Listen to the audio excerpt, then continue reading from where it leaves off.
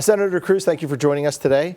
So you are now the chairman of the Senate Commerce Committee, and that has a big impact here on East Texas, specifically. Tyler, can you talk about what the impacts are and about your chairmanship?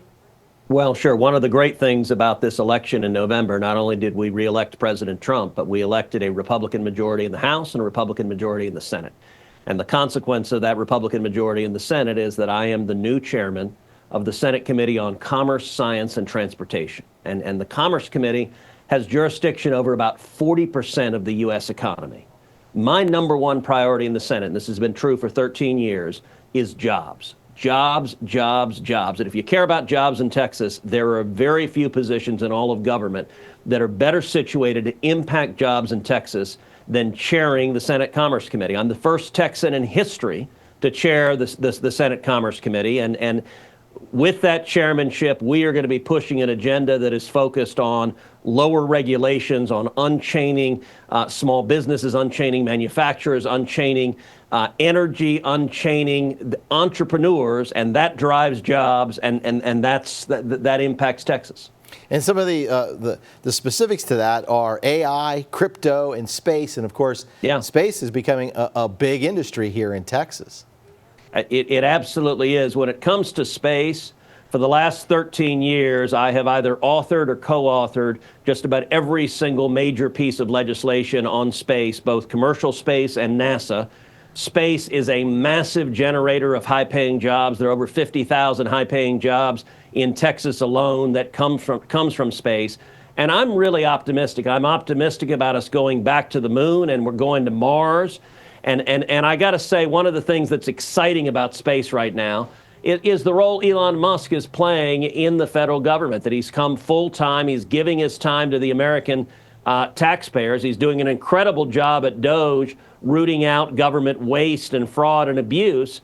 But you look at space, I got to tell you, back in December, I went with President Trump and went with Elon Musk down to Boca Chica. Boca Chica is in the southern tip of Texas.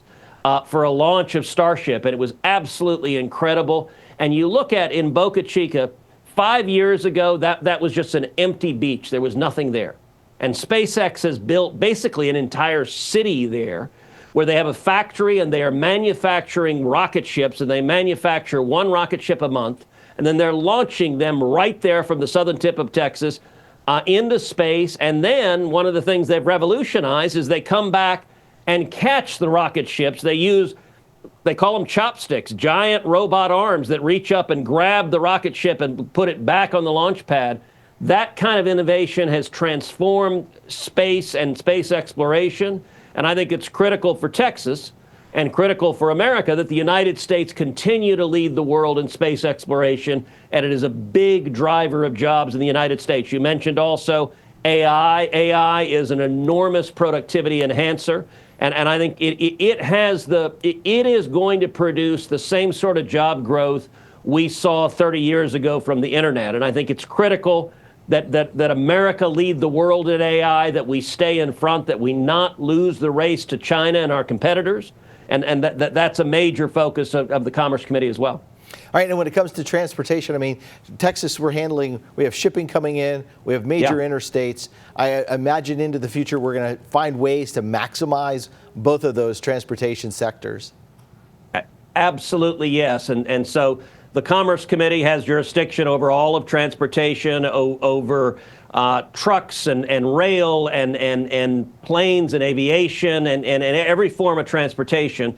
And I've made that a real focus of my tenure in the Senate, focusing on infrastructure, whether it is authoring the legislation to designate I-14 a brand new interstate cutting through East Texas, West Texas, going all the way east to Georgia and the Atlantic Ocean, or whether it's I-27 running from Laredo up through West Texas, through the Panhandle, ultimately all the way north to Canada.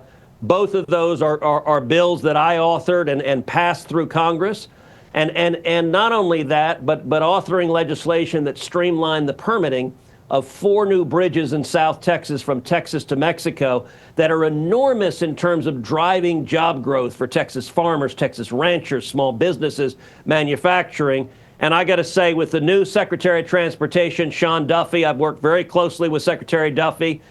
President Trump is many things, but right at his core, he's a builder, he's a real estate guy, and he is committed to investing and building. And I think we're going to see new roads, new bridges, new infrastructure. And I think that infrastructure should follow where the need is, where the demand is. And Texas is growing. And so Texas, we need major investments ongoing in our infrastructure. All right, so let's talk about sports. Is it going to take the federal government to fix the Cowboys? I may not have a solution for that. But I will tell you, it's interesting. The Commerce Committee actually has jurisdiction over sports as well, college athletics, the Olympics. And one of my major priorities is college athletics and NIL, name, image, and likeness. I think the current state of college sports is the Wild West. I've spent a lot of time talking with just about every university in Texas, just about every conference.